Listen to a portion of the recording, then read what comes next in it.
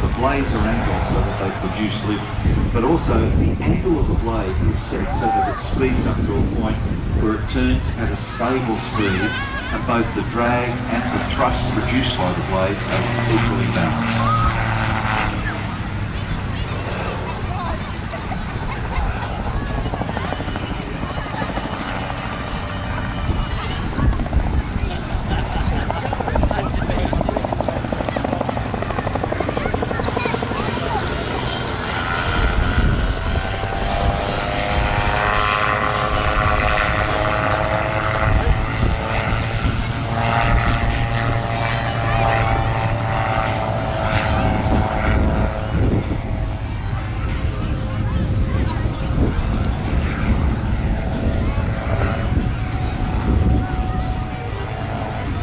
That smoke can be produced by oil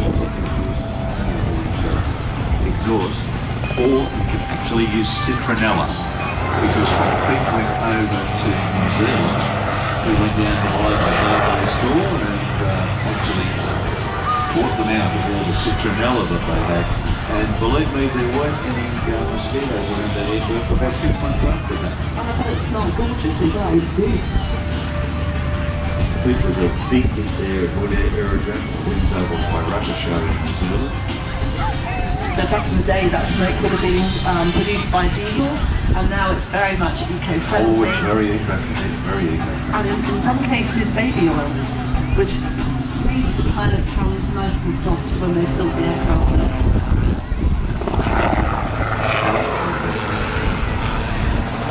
This is such an unusual aircraft.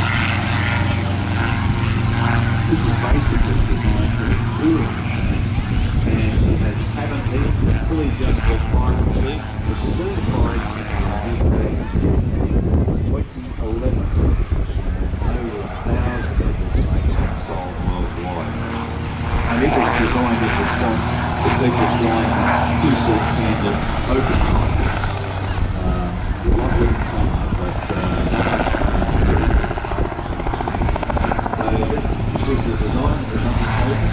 There are quite a few different types of gyrocopter water gyros around the world. Of course, one of the most famous would have been Nelly, that featured in the James Bond film. Yep. That was something else. Very, very aerodynamic design there.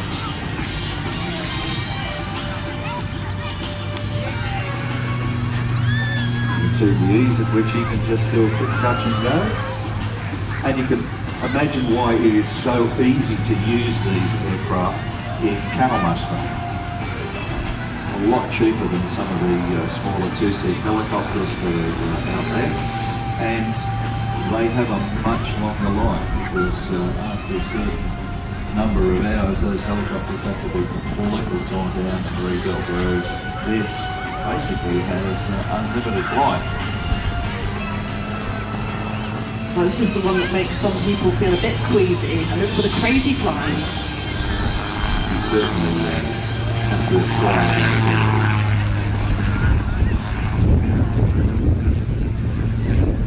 Very quiet, as you can hear it on here. Very, very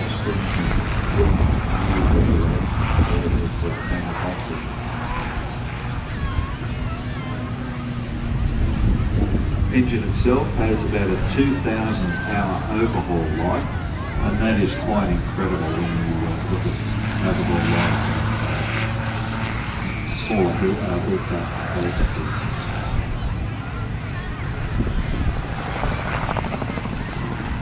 So anyone with a camera today, this unique beauty of Hackney Hall, this stunning backdrop gives such a beautiful background to the photographs.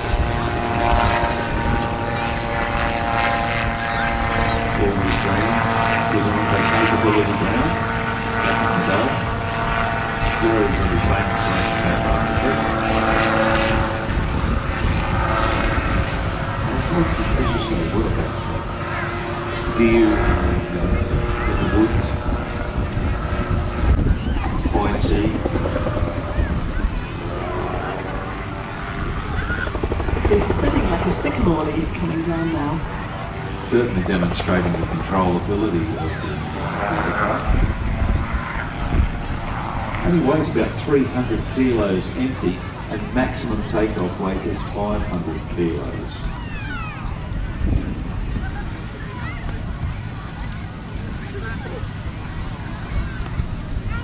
Look at that. First touches, off he goes again, touching down again. He can actually land this in about 76 metres.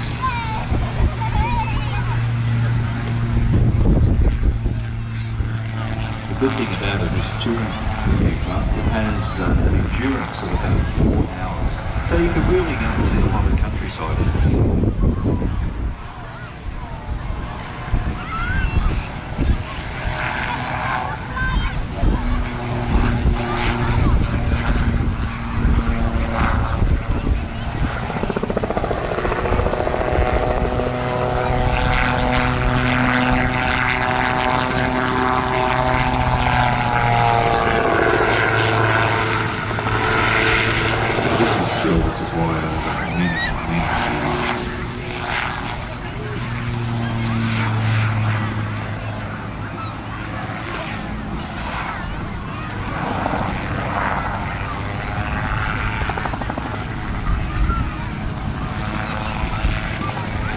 That is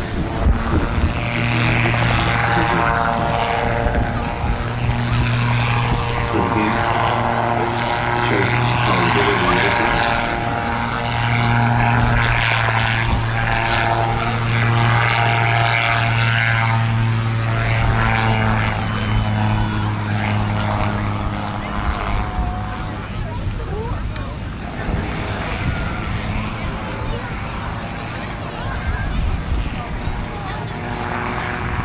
I think the Calidus is one of the nicest of the gyrocopters that are out there. Maniac produces numerous models as well. Waving, so come on everyone, put your hands in the air and give him a wave. I can see him waving back at you, so give him a wave. And that's waving with both hands.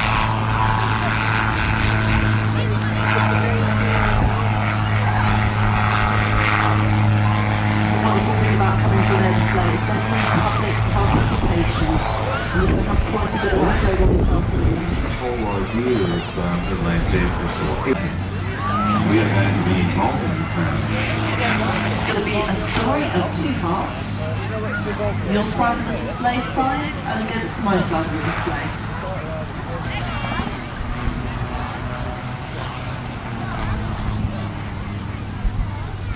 Seems like I just went back a little bit there. Now let's have a look at this precision landing.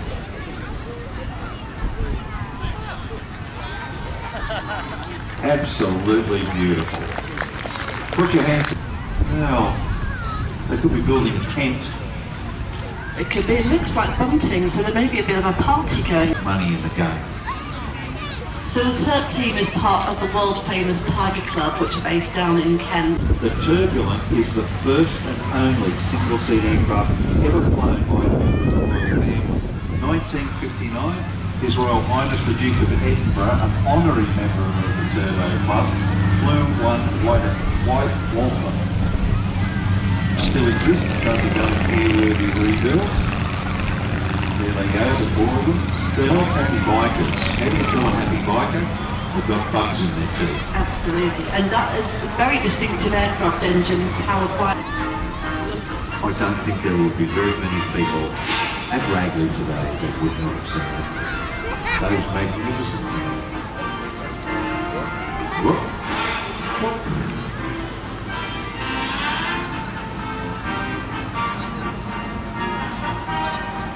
Now they've gone into line astern formation. This is a little bit easier, but not so in these conditions. And you can see they're up and down all over the place because now they're getting the weight turbulence off the aircraft ahead. Even though it might only be light, there is still that turbulence to deal with. Now we really can see up there the red, the silver, the yellow, and then the yellow and red. So pick your aeroplane, don't forget which one it is. Now we will be scoring, what they're going to do very, very soon. Remember that.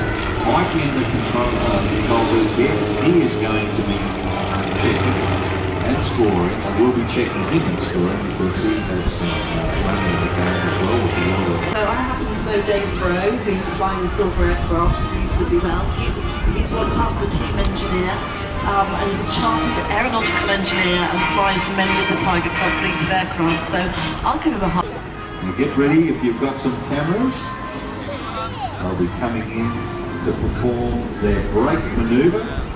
And this is where they'll get to the highest spot in this display, some up to 500 feet. Now get ready with those cameras.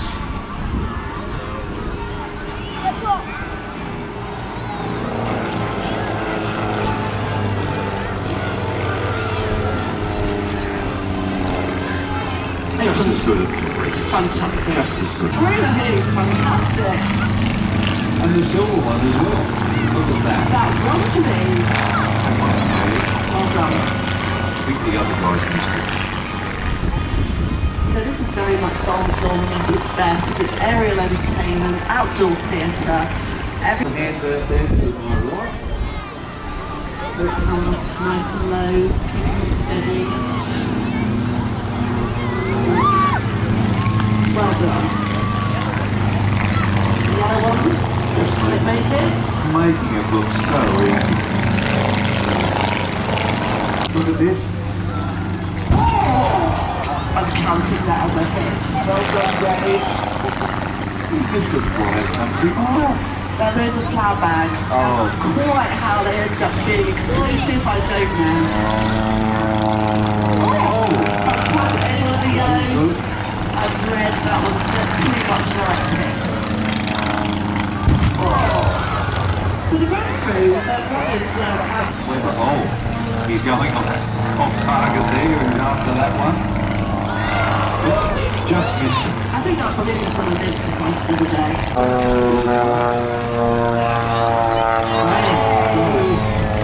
So that is the yellow with the red.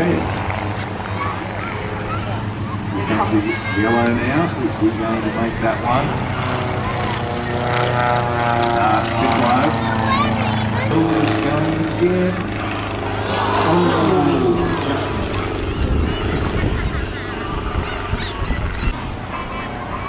Off the green edge, oh, missed again.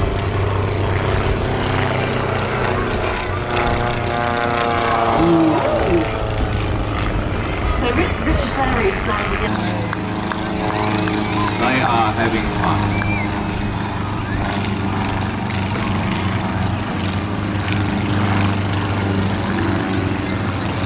65 years of offshoot of the Tiger Club. Estimated winds northerly 5 to 10. Definitely see you waving, but as soon as all the engines stop, they can definitely hear you cheering and clapping. So give them a huge wave, round of applause. That's a wonderful demonstration there by the Turbulent team.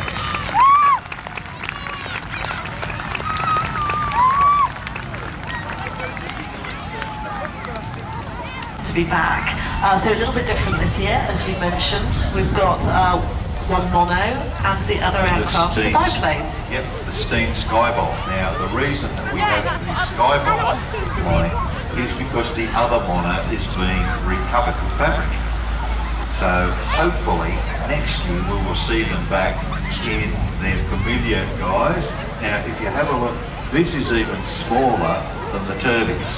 So very small aeroplane. It's also powered by a V-dub engine conversion, anywhere between 1500 cc's and the 1800 cc's.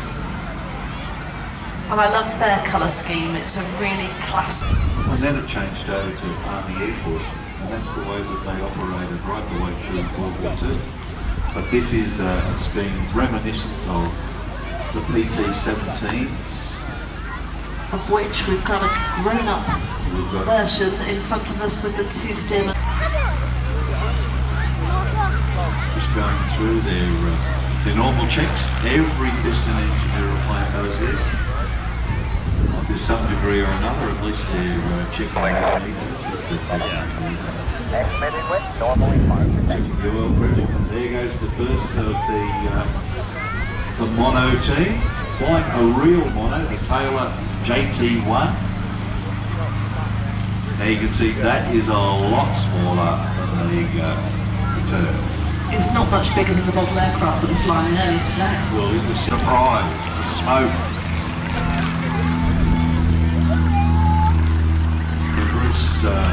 Being team leader there, he gets the right to fly that aeroplane with the enclosed cockpit.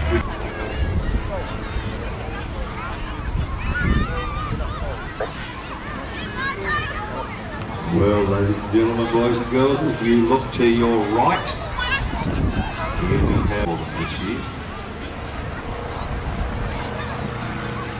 Now that steam skybolt is not very big at all, and yet it towers.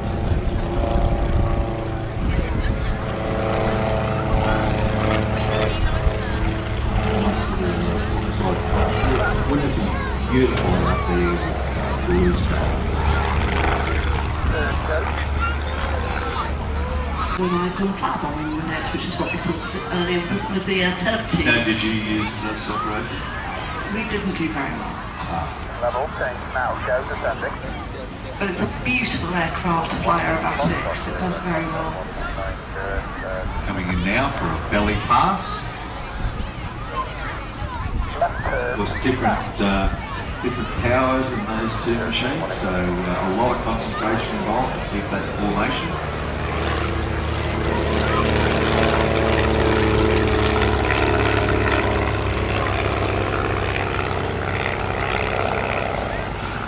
Climbing, right. If you could only hear the instructions that are being given out there over the radio. This is their 12-month anniversary. They were tyros this time last year, and now the radio instructions are so crisp and clear, just like the Reds. And these two pilots are only in their early 20s. They're very young, but they've also got a lot of experience already. Light width, go.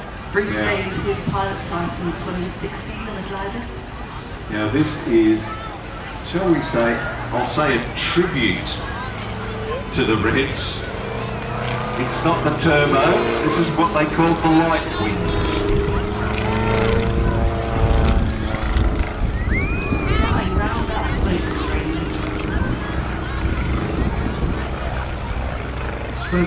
They draw it out on paper, then they go and walk it through. I called it a walking ballet. You had a different term. The chicken walk. Look at that nice side slip pass there. White edge.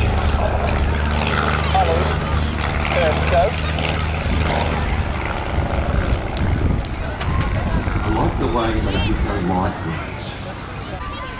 Light width, go. And then what's happening, which we can't really hear, is that the leader is calling out all the manoeuvres. So it's really clear what they're going to be doing. Coming in towards us, so manoeuvre. That is really fantastic for the cameras.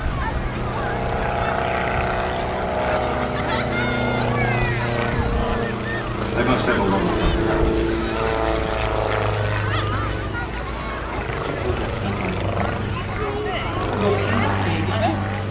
Just walking through all the manoeuvres. They will do this, whatever you like to call it, the chicken walk, where they all walk around on the ground, simulating the formation flight that they're going to do. And that imprints it in their mind, no matter how many hundreds of times they may have done it. And this is what they call the bunk bed pass.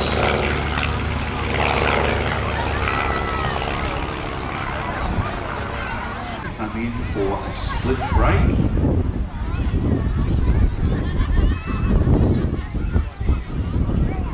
So these two pilots flying today might be in their early 20s, but they've already between them got over 1,000 hours of flying time. 1,000 hours is a lot when you learn, because so many things are happening that are becoming imprinted on the mind.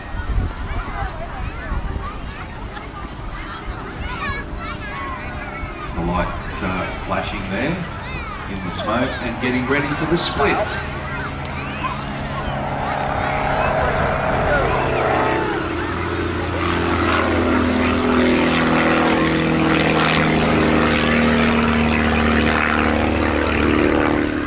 Just making my way to the west of the hold. Anyone else in the hold at the moment?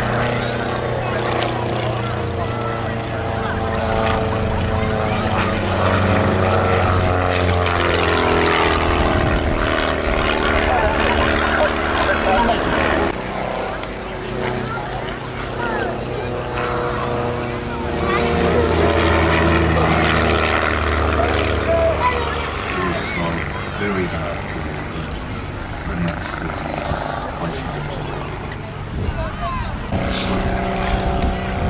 Very imaginative. And look at the line. They're waving past, boys and girls, ladies and gentlemen. Lots of building system versions. So Nuge, who's sitting in front of the commentary box at the moment, who flies one of the Stearman, he did indeed build one of his own aircraft and then took it on a world record to Cape Town and back. So there's proof that you can do this yourself if you want to. A lot of hours, a lot of dedication. Shape there, rolling in very, very soon. And we'll let everyone enjoy the fabulous noise. This is certainly something that we don't wish to be talking over. From the Rolls Royce Heritage Trust, this aircraft is actual aircraft that was operational during World War II, a Spitfire TR Mark 19. With number 16 Squadron coming out.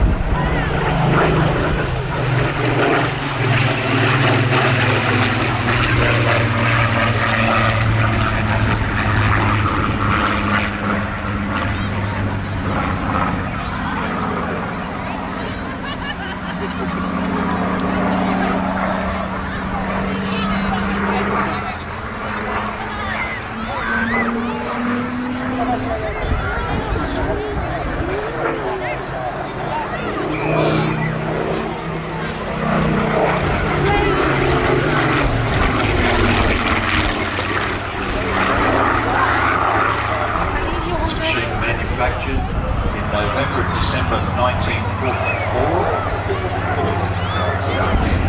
Originally ordered as a Mark 8, then built as a Mark 19. Delivered to number 16 Squadron in March of 1945 at the closing stages of the war. Undertook operational missions over The Hague, Rotterdam, the River Elbe, Emden, Bremerhaven and Cuxhaven, photographing shipping V2 sites.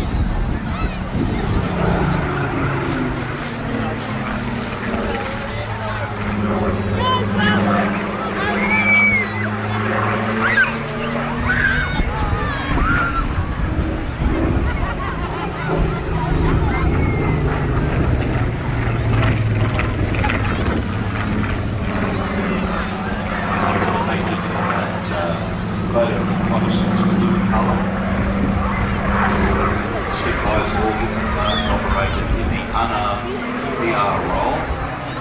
Many of them were shot dead.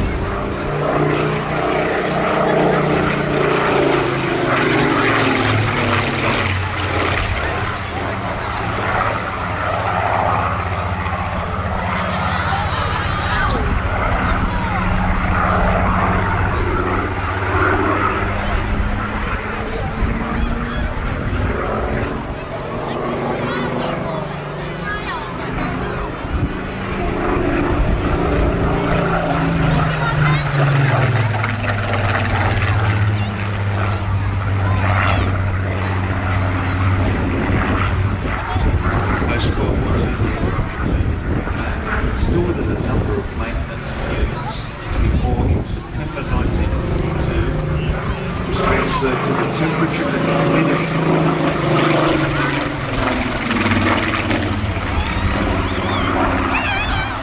This is an RAF unit that was utilised for meteorological flights, basically aiding in weather forecasting. 9th of June 1957, it performed the last RAF Spitfire flight at temperature.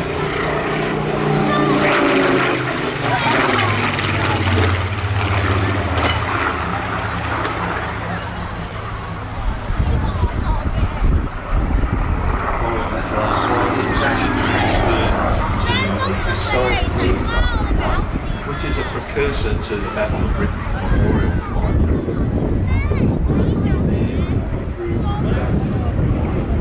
And it can be, I suppose, easily said that since 1938 there has not been a time that Spitfires have operated.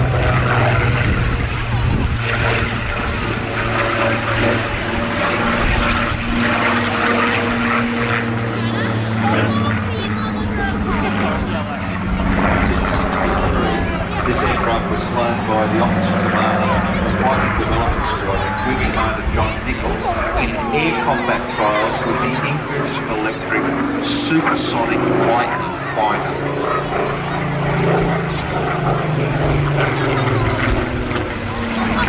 You might wonder why you try Spitfire against the supersonic jet fighter. It's because of an Indonesian confrontation that was taking place just north of Australia. They were operating Mustangs, and the British aircraft in the area didn't know how to fly against a piston-engined aircraft. So there was tactics that were developed through the Fighting Development Squadron through flying the Spitfire.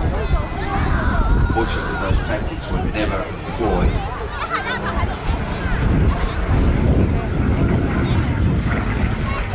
The aircraft was transferred to the Battle of Britain Memorial Flight, and it actually also flew in the back.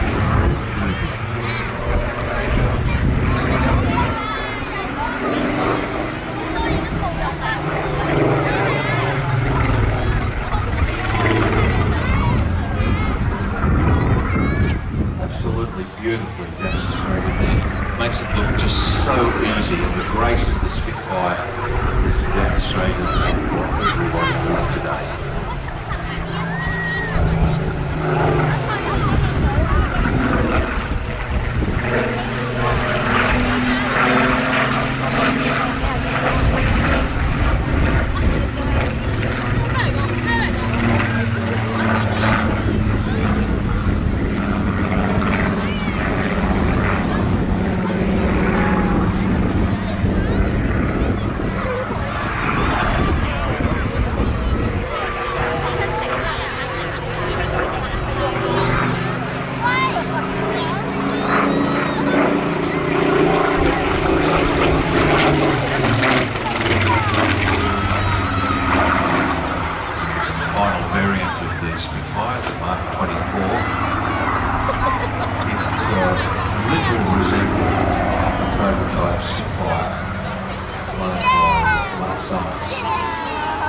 Different wing, much bigger fuselage, large empennage, whole tail section.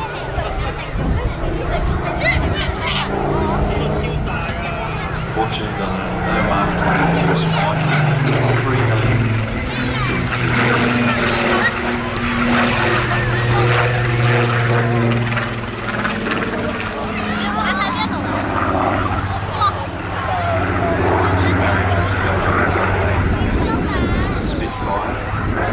Rolls Royce Heritage. This is the last one.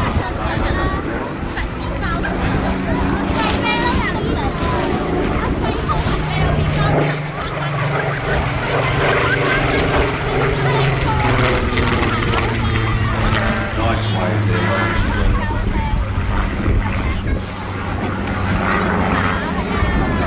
Spitfire, the name is synonymous with the victory of the RAF over the wingwalker and for operations throughout the China. The orange batons guiding the helicopter nice and gently and slowly into crowd centre.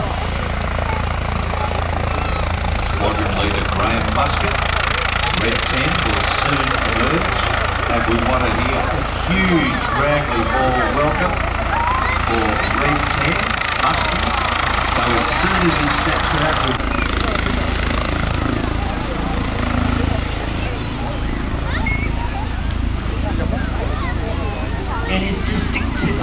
flying suit.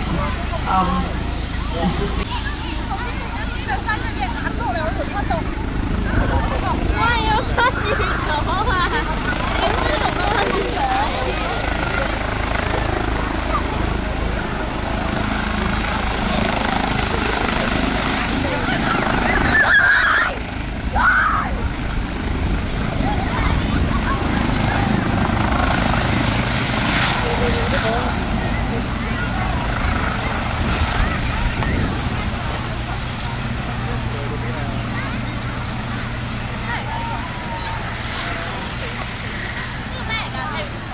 right, the Typhoon.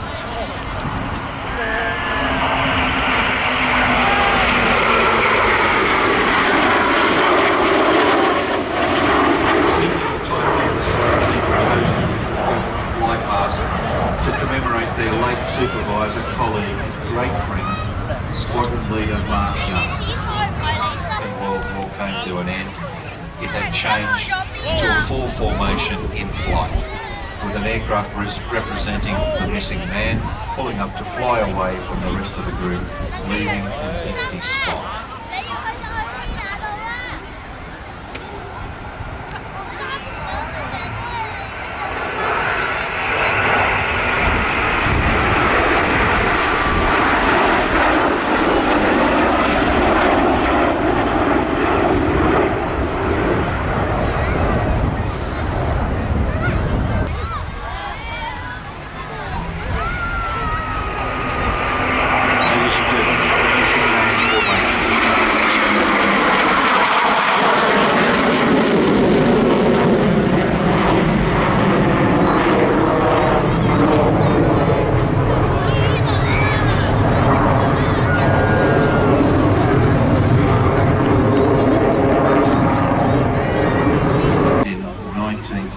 Designed as a two-seat training and touring aircraft by Stampe Display in Belgium.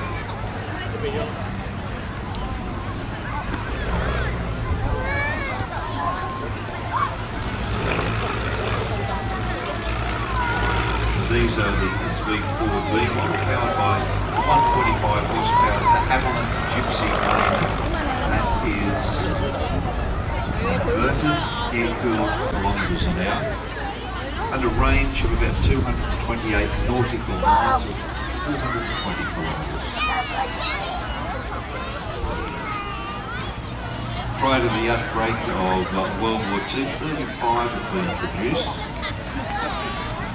and between 1948 and 1955, 65 were produced by Stampe and Renard for the Belgian Air Force.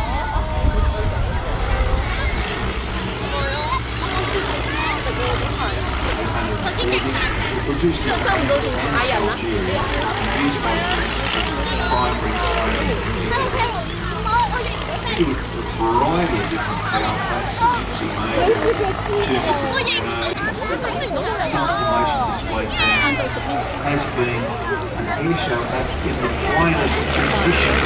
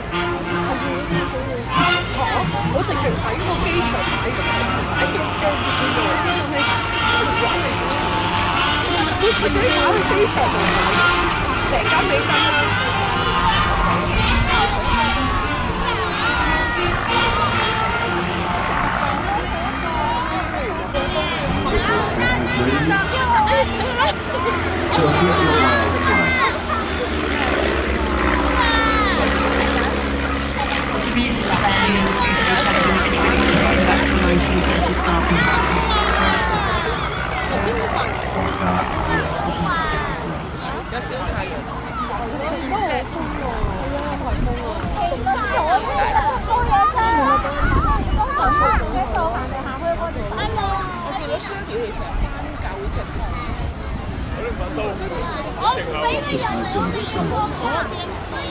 And the breeze down here to the right, there's probably another 10 or 15 knots strong out there. And the formation keeping relatively light breeze. Still. We talked earlier when the models were flying about cutting the corner to bring in the formation and it's exactly 我都冇諗住你拍嚟嗰度。我見你咪叫佢車嚟咩？今晚我都唔車。我咪揸架車去你度咯，跟住我原本泊喺呢個位，跟住你個女話：你今晚會咁夜，你會識得揸車翻屋企咩？陣間又話唔揸，我會話你知唔知佢話點解唔點解拍？佢話驚有人，唔係啊，咁夜驚有人拍。 我係驚，跟住，大到冇可能咁樣。Sedater-covered wings happen to be in this class to make and put together as something that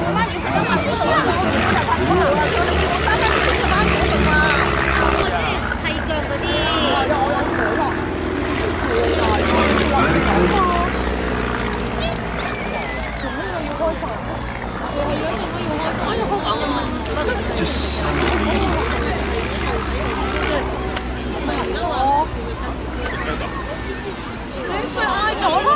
Just holding these little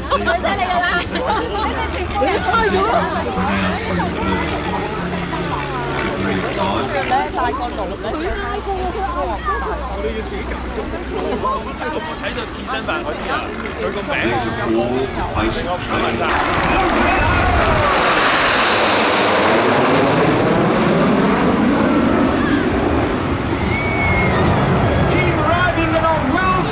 Diamond 9 formation trailing on world famous red, white and blue. The team leader brings the team around to left knee. He started with a rolling show.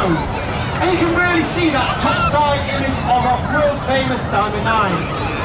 Leading the team this year we have a new red head. He's been in the team many years before. It's squad leader John Bond, known as Bundy. Bundy's been in the team 5 years. He took 1 year out before taking over this year as the team leader. He's been red 2, 7, 6 twice and red 4 when he came back in 2022. As the team comes from the left in Big Dixon.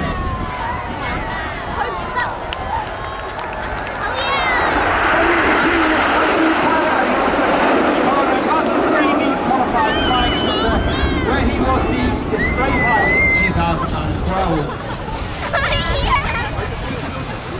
Of course, lost a very dear friend and colleague in a tragic accident. We on the Red Arrows would like to pay tribute to our very good friend and our thoughts go to his friends and family. And in tribute from squad leader Mark Long, this is Spitfire.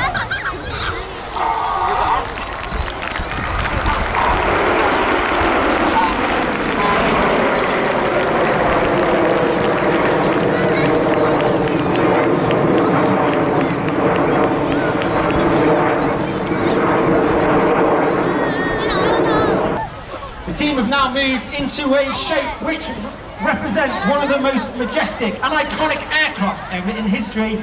This is Concorde.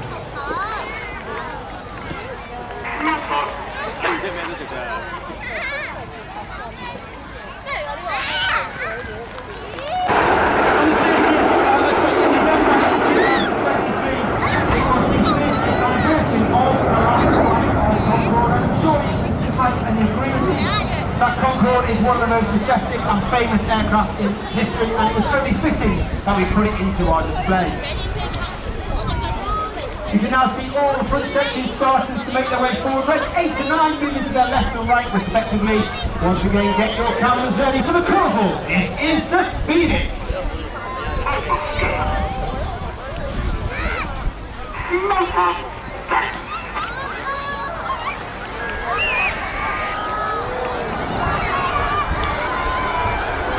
middle of the right wing, last uppermost is Flight Attendant Ollie Sutton. He was Red 4. He's in his second year on his team. He was Red 4 last year. He remained as Red 4 and took up the position known as Uncle Enid, which means that he looks after the new pilot in the front section.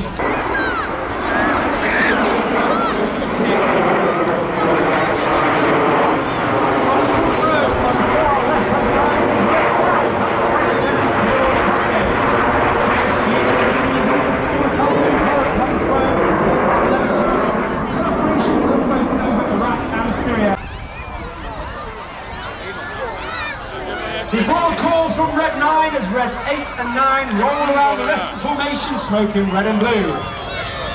Red 1 brings the formation down the line and changes the colour in the front section while 8 and 9 continue to make that roll around the smoke.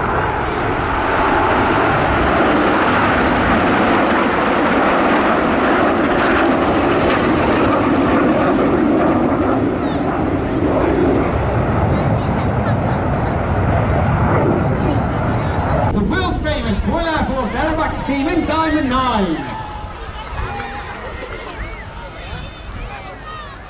Red 1 brings the team round to right as we come to the end of the first half. As we start the second half, Red 1 has brought a 5-course sprint, which hasn't been seen for nearly 20 years. We now have Enid going off to the right. That's Reds 1 through 5. Called Enid.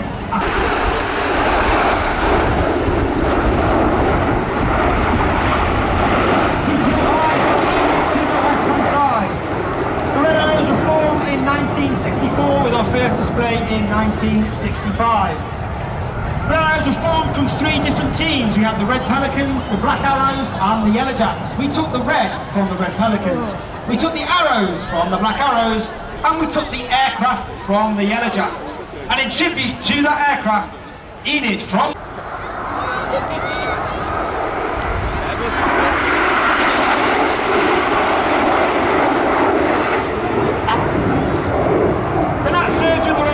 until 1980 when we took a 9 roll. Get your cameras ready for the Hannah break.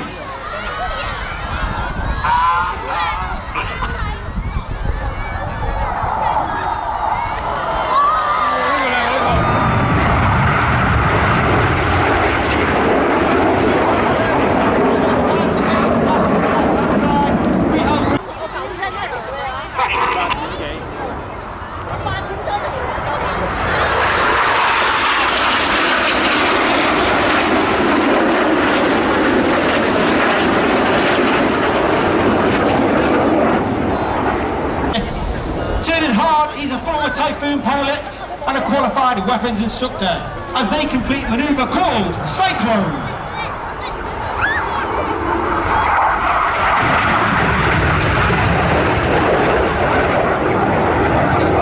Passing with only 30 metres, that's about 100 feet of each other as they line up to complete the manoeuvre in slingshot.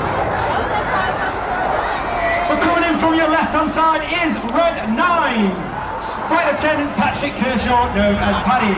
He turns hard off towards the right hand side and lines up with Enid to complete the goose.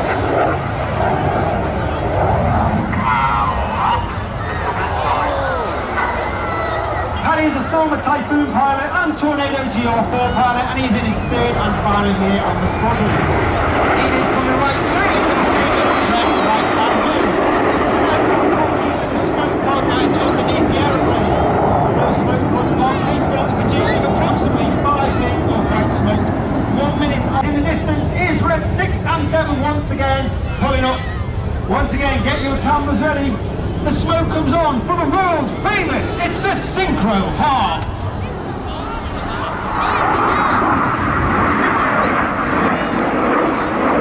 And coming in from the top right is Red 8 as he spears the heart. Flight Attendant Wingwalker, 2nd year on the team. He was Red 2 last year. He's a former Harrier pilot, Typhoon pilot, and he was also a qualified flying instructor on the Hawk Team Lot 2. Yeah, let's give Synchro and Red 8 a massive round.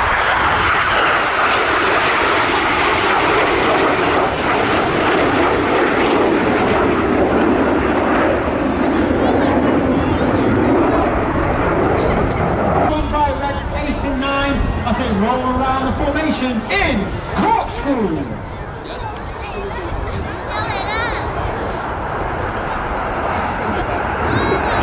motto of the Red Arrows is acquire, which means excellence. It means that every single member of the team is striving for excellence in everything that we do. And please perform a 360-degree aileron roll.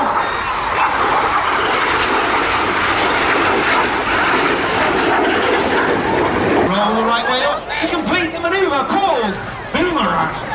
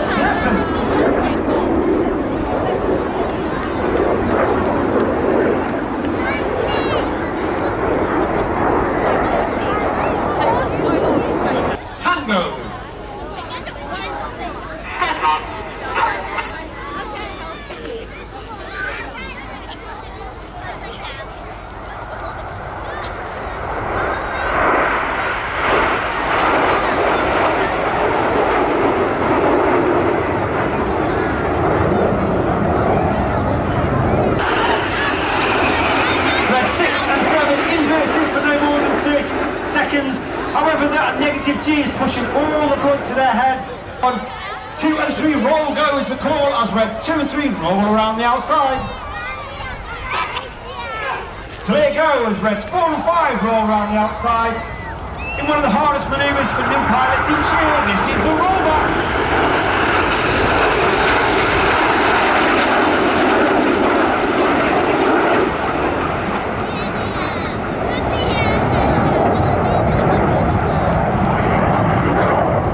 Something very special in the sky. This is the 60th anniversary break.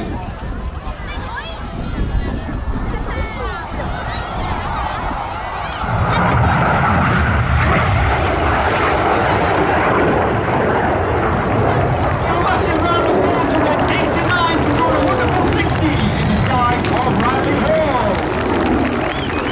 Also, guys.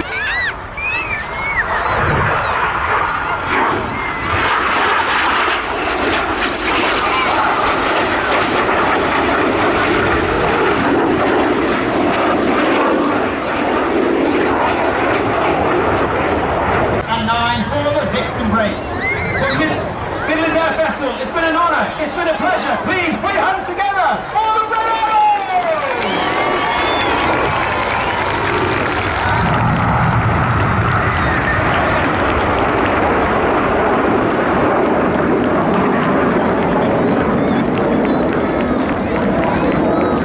He's going to go straight into some of those amazing aerobatic manoeuvres. Does it look a pretty aircraft?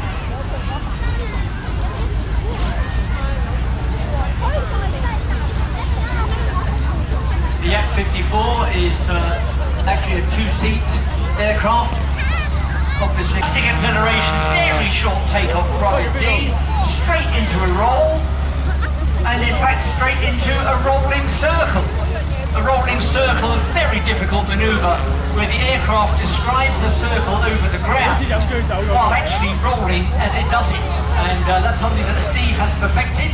So this is the first of a few of these manoeuvres that we will stitch past, showing us the aircraft in plan view.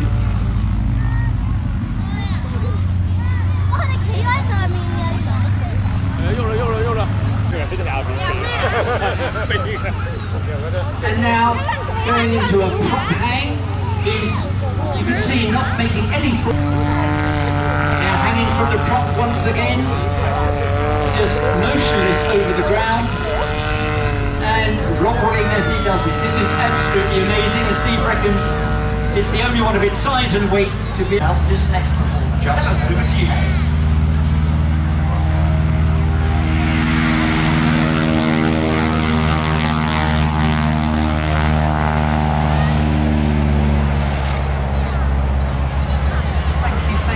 So, rolling from takeoff is the world's only formation wing walking display team. and the girls already showing off that unique swiveling rig as they experience quite a bit of negative G as the aircraft simply take off. Tell me how the swiveling rig works. So it's a design that was put together by Victor, who runs the team. We spent an entire round in the lead aircraft, which is the one that's mainly red, and Steve Nugent, who is recently new to the team, but he is a former RAF pilot. He has displayed many aircraft, including lots of warbird aircraft. He's got hours and hours of experience, and he's joined the team this year, flying number 2 position in the Blue Aircraft.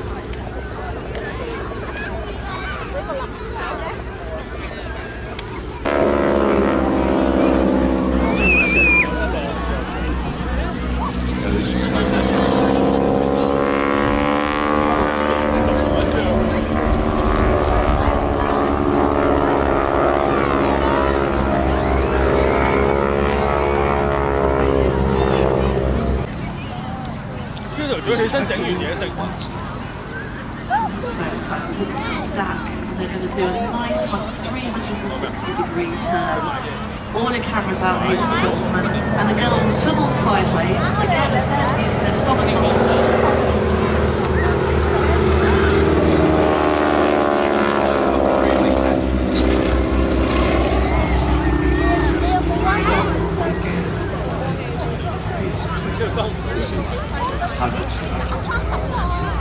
Definitely to join the team. You can do this as a display, as a member of the public. Go and join the team as a but to wingwalk at this level, they have got over 5 displays. So over the physical strength,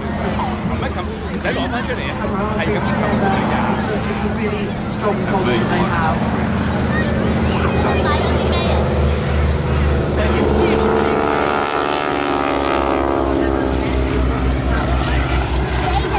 already said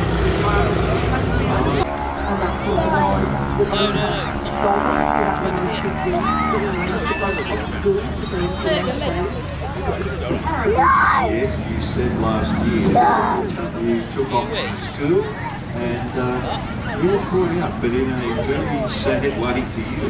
Well, it wasn't good, but then I joined the team when I was 21 and I finished flying on my doctor's board, so it was over 30 years.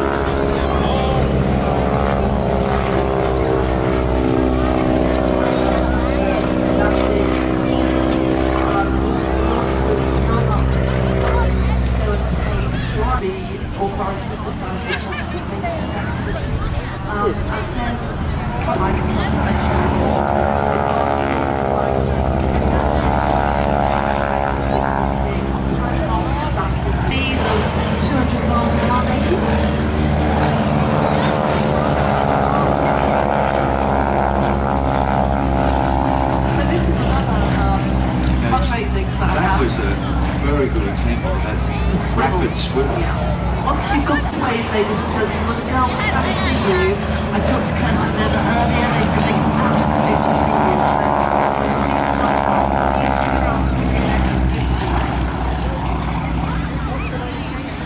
so the Blue Aircraft is actually the first one that Vic bought in 1987, and I was lucky enough to go and test fly the rig, and it was really exciting, and they're going to be doing I spoke to Dave and Nugent earlier and they said they could be going and put the height certificates that they have for a beautiful coordination dive.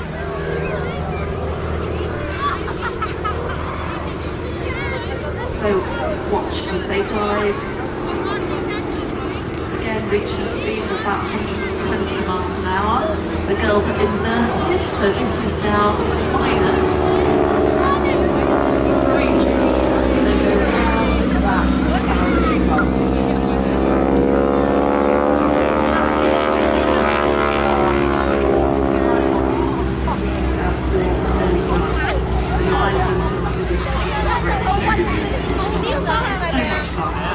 Snap round in the swiveling rig, you see stars, it's You're a strange person. You are the strange person. it's really good. And the team also, they have such a tight bond. Okay, Dave calls this a dirty dive, so in they come, super speedy. So we go.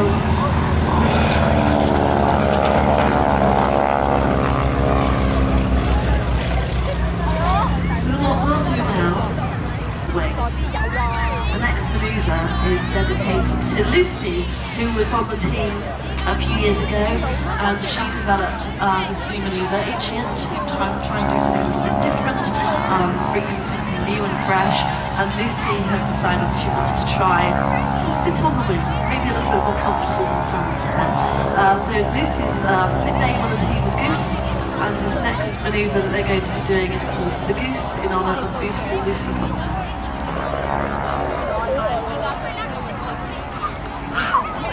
Edge of the helicopter top wing.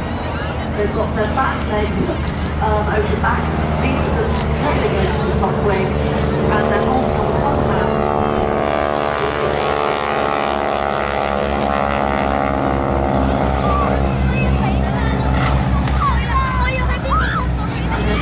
back down again, they will reposition into a different manoeuvre, which they use reverse goose. Check that, the hair's looking good, and then off you go. So they've repositioned, and this is called the reverse goose, so I'm looking forward to seeing what this works.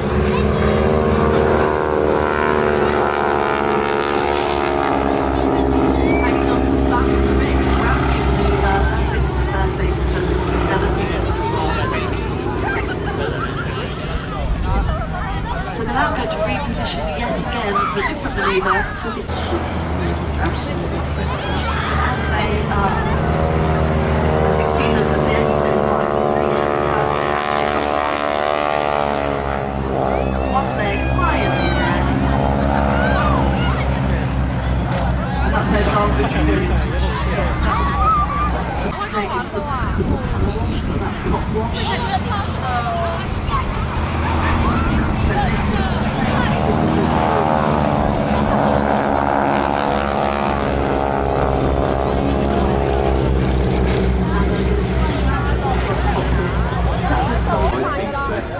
Really do deserve a fantastic round of applause there for Aerosuperbatic, for Dave, Steve, Emma and Kirsten, and also for you, for that great description. You're very kind, sir. Oh, And when you get a special shape, which is 3 times the size of that, then obviously it is much, much more dependent upon the weather conditions, and you need calmer conditions to inflate. So at the moment, he's getting enough air inside the balloon, and at that point then Charlie will decide whether or not it's safe to go. I think he is going to do that, and he will start to inflate it when he's ready. They don't tend to fly away though, they tend to be restrained, because once they get out of range of the remote control, it's very hard to actually fly. So here we go, Charlie's got the burners on, he's heating up the air inside the balloon, and as you can see, the guy on the crown is stopping it from inflating too quickly. It gives him a chance to use those burners, and you can see how powerful they are, because he's heated the air up inside that balloon in about 10 seconds flat. So that's the amount of heat needed to actually raise the balloon to about 90 degrees inside. And once he's got everything settled down and the balloon is all ready, he will then make his decision as to when to fly. He's heating the balloon up, it's getting ready to go.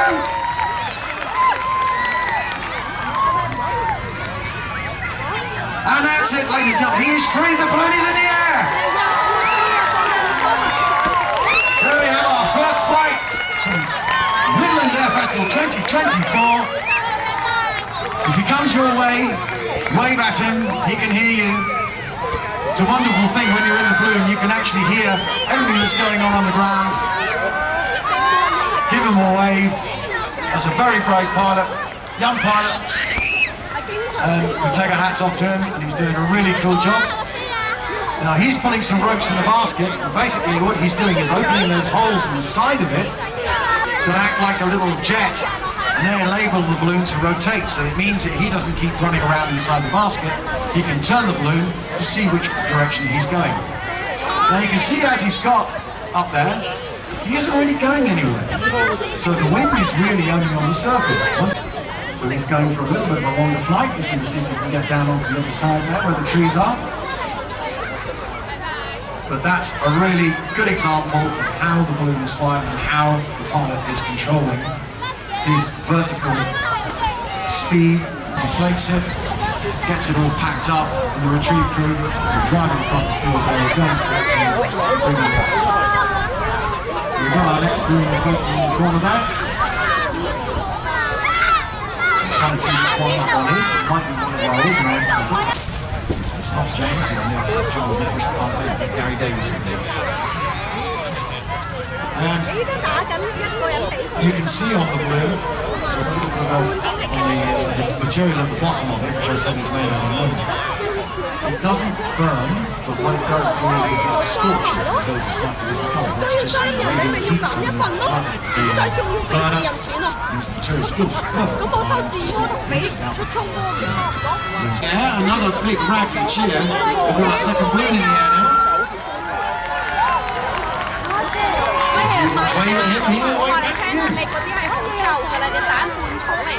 I think that might be Neil.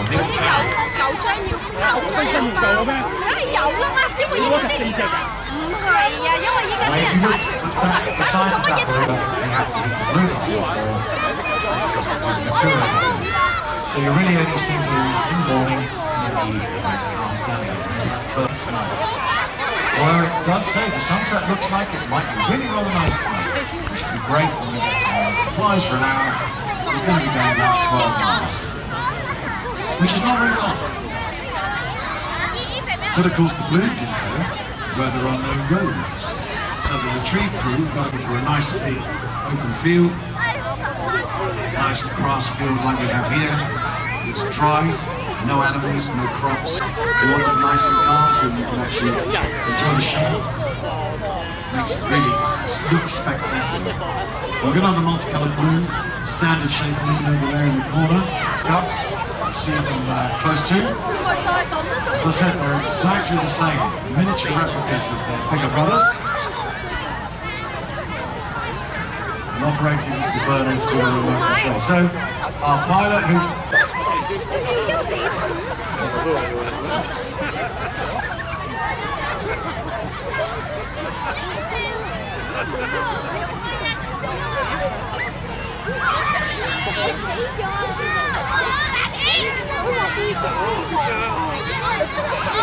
So we have our third balloon taking off now. This multicoloured one is now going to track down the centre of the valley.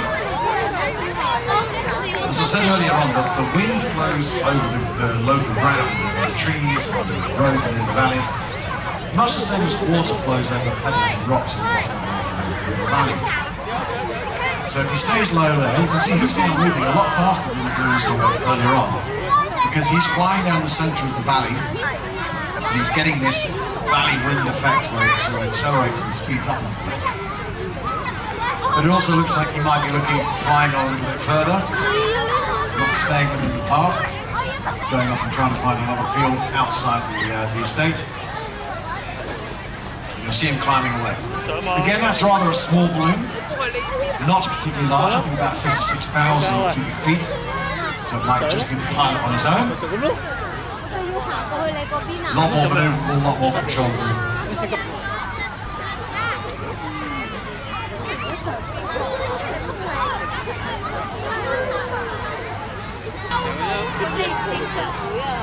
So we have the navy blue balloon with the big blue square on it. That's now off the ground. Again, pilot, you see, not going particularly fast. And again, maybe looking at staying within the park because he's staying low.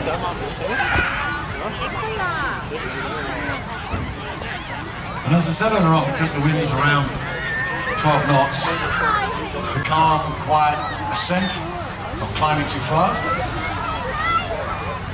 And again, it looks at going on a longer flight, because it looks like the pilots have decided that it's actually nice to go for a good evening flight out of the park and go and find themselves on another field outside Ragged Hall Estate.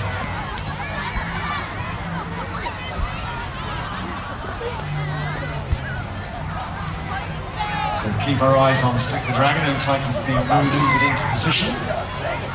Hopefully we'll see him off the ground. So we're going to need another big Ragley Hall cheer in a minute once Slick gets off the ground, because he's going to be our first special shape. Hopefully the first of many this weekend. We've got a lot of international pilots coming over this weekend. But yes, you can wave to the pilots as they go. If you wave to them, they'll wave back.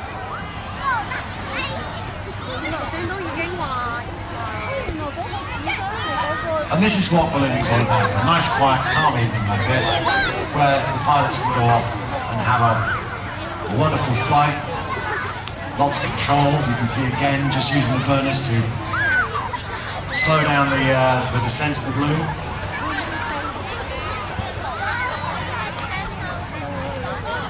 So keep an eye on Slick.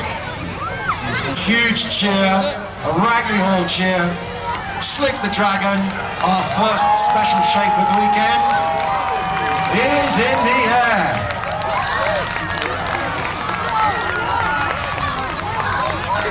Oh, wonderful sight.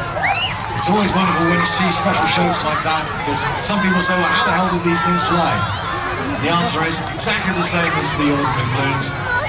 Just takes a little bit more time to get them ready. They tend to be, as you see now, he's turning in the air. They do that automatically. Much harder to be able to turn those things. You don't have the rotation events on the side like you do on the round balloons. So Slick's now doing a perfect pirouette. Get your cameras ready, because he's going to be a great shot. Looking down the crowd there. Big smiley dragon. Great show there. I think that's being flown by Bradley Lewis.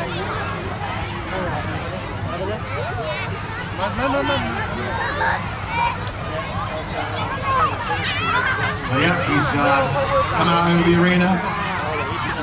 Looking now to see if he can get himself down into the arena, and you'll get to see him land. He's being dragged along a little bit by the wind. Doesn't look like he's going to stop though, he's just doing a touch and go.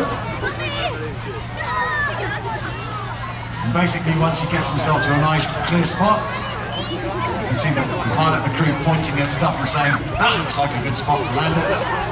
They'll get the balloon down on the ground, and the retrieve crew then hopefully will get in there to give them a hand. It looks like we've got our second special shape inflating as well tonight. We have His Supreme Highness the Alien. So you need to keep an eye out, because there might be some aliens wandering around in the crowd. Keep an eye on your kids, because they like to abduct little children. Not seriously. Right there, Slick the Dragon has actually now grounded himself and landed. You can see now the balloon is tipped over slightly. Starts to deflate as the air is coming out of the top. It's not as if the crew need to go and find out where he is. They can probably see exactly where he is.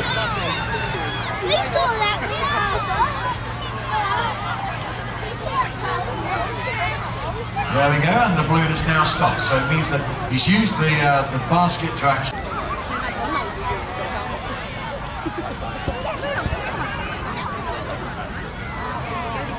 So you can see the little purple balloon over there in the distance on the trees. Basically the pilot came down, did a little dip into the trees. As I said, the balloons are unique in the fact that it's an aircraft that you can fly directly over the top of the tree without disturbing a single leaf. Because they do not have any propellers, they don't have any props that will disturb the air. The pilot's come down, he did a dip into the trees, and now he's climbing away. Again, that's because he's looking to get a higher bit of altitude so that he can get a different direction of wind. Take himself, get that one off the ground. So it's using the burner quite a bit, heat up the air inside.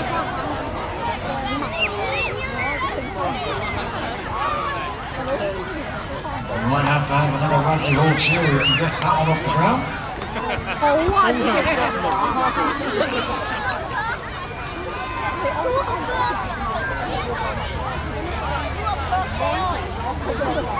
So as we said earlier, if you've got the chance, Ragley Hall, you are lucky. Look at what you're getting today. 2 special shapes in the air.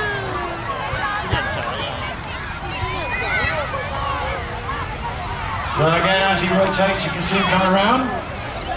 You don't have to wave to the pilot, but you have to wave to the alien.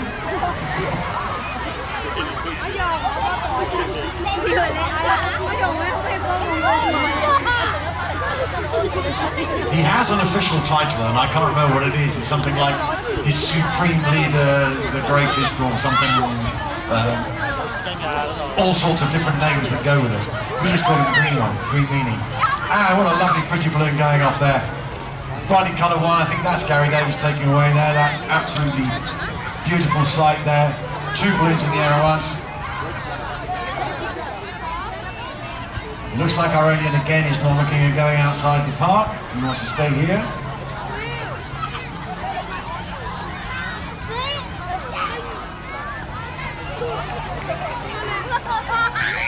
It lasts longer, it's much better in terms of heat, but it actually doesn't discolour as much as the normal fabric. Festival 2024 here at Ragley Hall. We hope you've enjoyed the day's show, but stick around. It ain't over yet. There's our last balloon flying for the evening, the Red Row balloon. We'll keep an eye on him, and then as we get closer to the night fire, we'll obviously let you know, and leave you now, just to enjoy the evening sunset.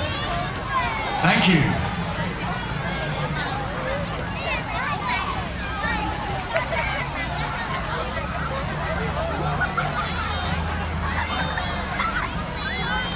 Ladies and gentlemen, put your hands together for Mark Rockers Lockwood. He's been talking away there, giving you all the good oil on balloons for the last couple of hours. And he's probably got another hour left in him if we actually ask him.